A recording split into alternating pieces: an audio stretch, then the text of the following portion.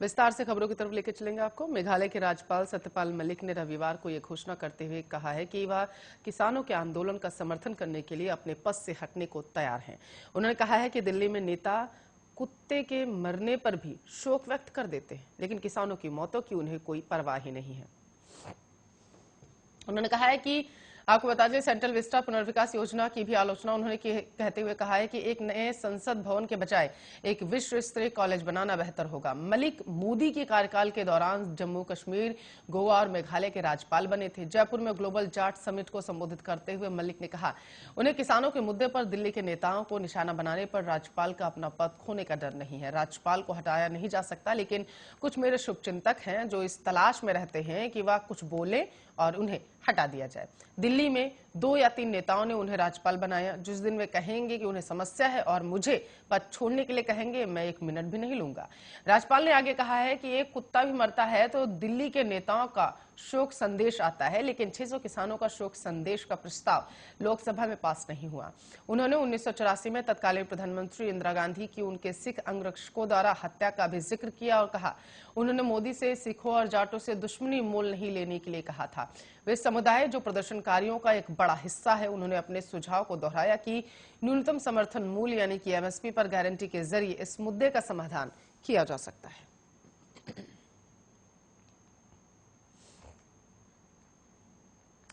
तो सीबीआई ने असम के पूर्व मुख्यमंत्री हितेश्वर सैकिया की बेटी अशोक सैकिया को करीब 9 लाख का कर्ज कथित तौर पर न चुकाने के मामले में धर दबोचा है। अधिकारियों ने बताया है कि ये गिरफ्तारी 25 साल पुराने मामले में हुई है। उन्होंने बताया है कि ये कार्रवाई बार बार तलब किए जाने के बावजूद उसके अदालत में पेश न होने के कारण गैर जमानती वारंट जारी कर किए जाने की बात की गई। अधिकारियों ने बताया है कि सीबीआई की गुवाहाटी टीम द्वारा अशोक सैकिया से पूछताछ की गई और उन्हें गिरफ्तार कर लिया गया। आज को उन्हें अदालत में पेश किया जाएगा और इस बारे में पूछे जाने पर उनके बड़े भाई और असम विधानसभा में विपक्ष के नेता देवव्रत सैकिया के ने बताया है कि उनके छोटे भाई अशोक सैकिया को सीबीआई अधिकारियों की एक टीम आज शाम अपने साथ ले गई। उन्होंने आगे कहा कि मुझे नहीं पता कि उसे गिरफ्तार आखिर क्यों किया गया या हिरासत में क्यों लिया गया। दरअसल मुझे नहीं पता कि उसे कहां से ले जाया जाएगा और कहां ले जाया जा रहा है। यह बहुत पुराना मामला है और इसका विधिवत निपटारा कर दिया गया है। बैंक ने अदालत को सूचित नहीं किया और यह बैंक की गलती थी। उनका कहना है कि सीबीआई ने दावा किया कि उन्होंने एक नोटिस भेजा था, लेकिन अशोक के साथ रहने वाली मेरी मां हर समय घर पर ही रहती हैं और उनका कहना है कि हमें कोई नोटिस ही नहीं मिला। वहीं हमारे वकील ने कहा है कि इस मामले को बिल्कुल भी आगे नहीं बढ़ाया जाना चाहिए। मुझे नहीं पता कि इतने पुराने सुलझे हुए मामले को आखिर तूल क्यों दिया जा रहा।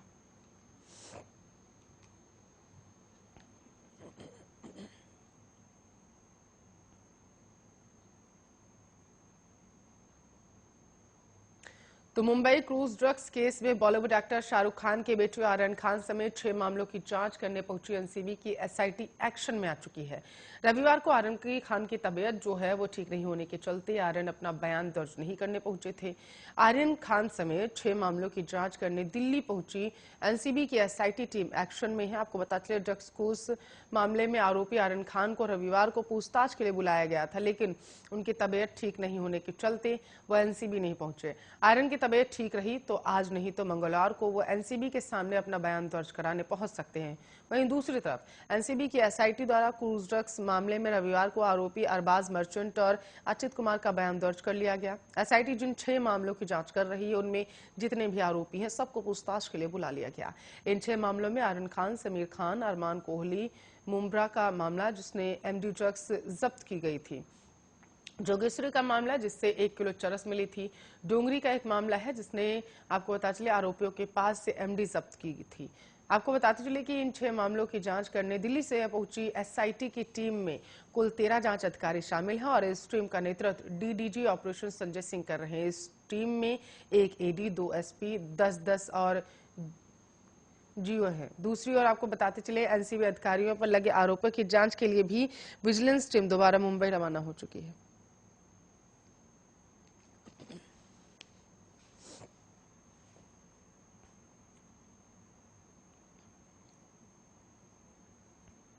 तो T20 वर्ल्ड कप में टीम इंडिया का सफर खत्म हो चुका है।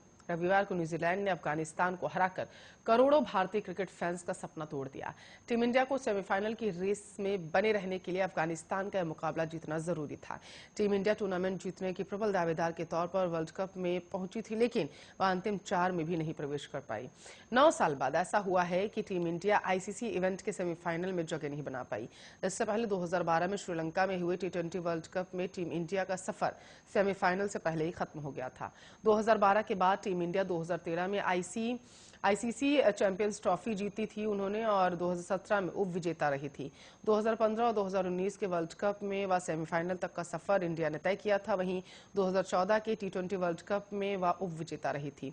2016 में सेमीफाइनल में पहुंची थी और इसके बाद विराट कोहली के नेतृत्व वाली team India 2021 World Cup Test Championship के फाइनल में पहुंची थी, जहां उसे न्यूजीलैंड से शिकस्त मिली थी। टीम इंडिया इस बार T20 वर्ल्ड कप जीतने की प्रबल दावेदारों में से थी, लेकिन आईसीसी के टूर्नामेंट में नाकाम रहना टीम इंडिया की कमजोरी बनती जा रही है। वह 2013 से आईसीसी की एक भी ट्रॉफी नहीं जीत पाई। तब महेंद्र सिंह धोनी की कप्तानी में टीम इंडिया ने इंग्लैंड में आयोजित हुए इस टूर्नामेंट को अपने नाम कर लिया था। विराट कोहली का आपको बताते चले T20 फॉर्मेट में कप्तान के तौर पर यह आखिरी टूर्नामेंट था। वह सोमवार को नामीबिया के खिलाफ T20 फॉर्मेट में आखिरी बार भारतीय टीम की कप्तानी करते हुए देखे गए थे। विराट कोहली की कप्तानी में भारतीय टीम कोई भी आईसीसी टूर्नामेंट आपको बताते चले आज तक जीत नहीं पाई।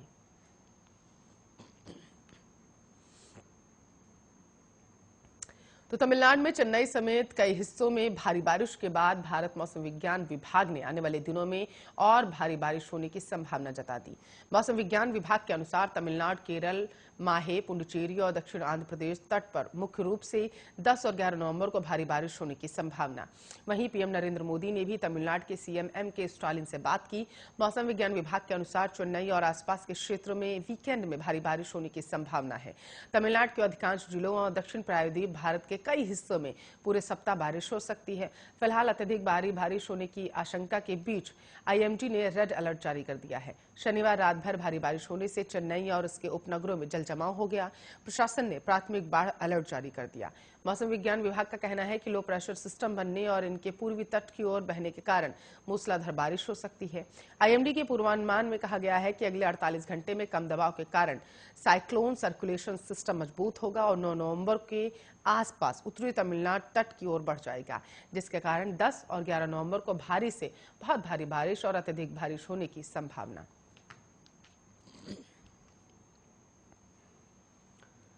तो छठ पूजा के महापर्व की शुरुआत हो चुकी है और इसी के साथ तमाम श्रद्धालु घाटों पर अब तड़के सुबह एकत्रित होने लगे हैं सूर्य को अर्घ्य देने के लिए। लेकिन आज की तैयारियां आखिर कैसे की जाती हैं, किन बातों का ध्यान रखना चाहिए, सुहागिनों को इस रिपोर्ट में देखिए।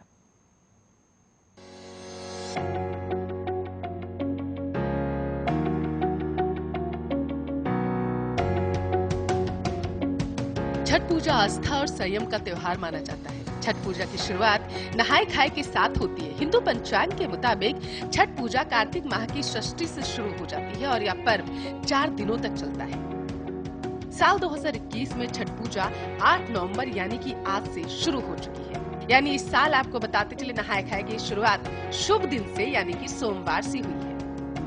इसके अगले दिन यानी कि 9 नवंबर को दिन खरना मनाया जाएगा, जबकि 10 नवंबर को सूर्य को अर्घ्य दिया जाएगा और अंत में 11 नवंबर की सुबह सूर्य को अर्घ्य देने के साथ ही इस पावन पर्व का समापन हो जाएगा। नहाय खाए की सुबह व्रती भोर बेला में उठते हैं और गंगा स्नान आदि करने के बाद सूर्य पूजा के साथ व्रत की शुरुआत की जाती है। इसके बाद चना दाल के साथ कद्दू भात तैयार किया जाता है और इसे ही खाने में खाया जाता है। इसके साथ ही व्रती 36 घंटे के निर्जला व्रत को आरंभ कर देती है। नहाय खाए के साथ व्रती नियमों के साथ सात्विक जीवन जीती हैं और हर तरीके के नकारात्मक भावना जैसे लोभ, मोह, क्रोध आदि से खुद को दूर रखती है।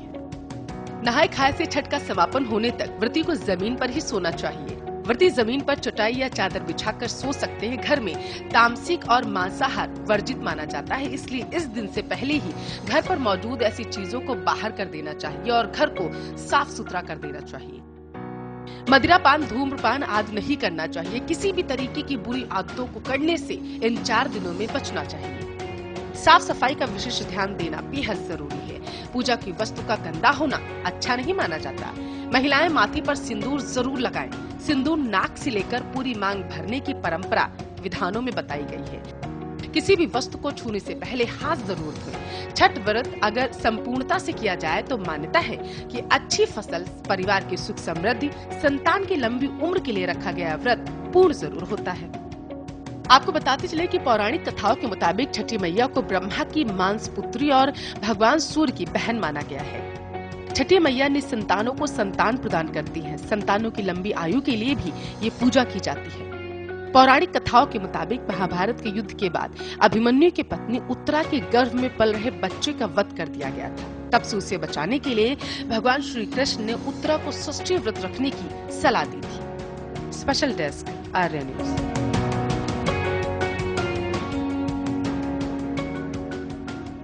चलिए इस रिपोर्ट के साथ फिलहाल के लिए इस बुलेटिन में बस इतना ही है। बने रहिए हमारे साथ, देखते रहिए आर्या न्यूज।